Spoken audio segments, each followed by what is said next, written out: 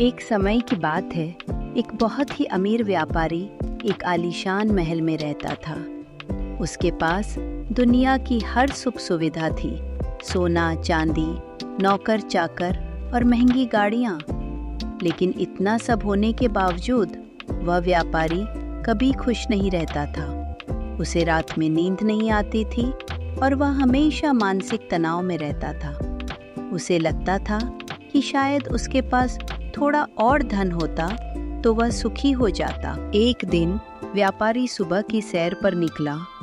रास्ते में उसने देखा कि एक मोची जो जूते ठीक करता था, पेड़ की छांव में बैठा हुआ बड़े मजे से गुनगुना रहा है। वह फटे हुए जूते सिल रहा था, लेकिन उसके चेहरे पर ऐसी चमक और संतुष्टि थी जो व्यापारी ने करोड़ों रुपए खर्च करके भी कभी महसूस नहीं की थी। व्यापारी को बड़ा आश्चर्य हुआ।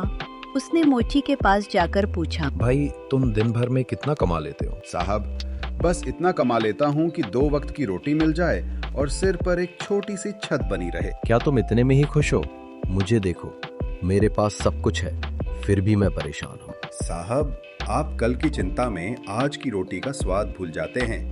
मैं बस आज में जीता हूँ। व्यापारी को लगा कि शायद मोची झूठ बोल रहा है। उसने मोची की परीक्षा लेने की सोची।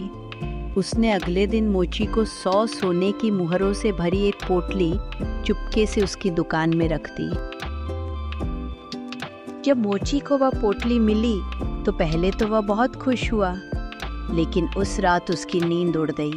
वह पूरी रात यही सोचता रहा कि इन मुहरों को कहाँ छुपाऊं, कहीं चोरी न हो जाए।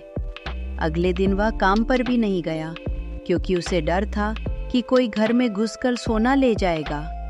उसकी गुनगुनाहट गायब हो गई और चेहरे की चमक चिंता में बदल गई। तीसरे दिन मोची उस पोटली को लेकर व्यापारी के पास पहुंचा और उसे वापस करते हुए बोला, साहब, अपना ये धन वापस ले लीजिए। इस सोने ने मेरी रातों की नींद और मेरे दिल का सुकून छीन लिया है।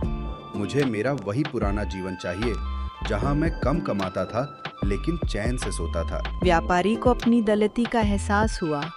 उसने समझ लिया कि असली धन पैसा नहीं, बल्कि मन की शांति और संतोष है।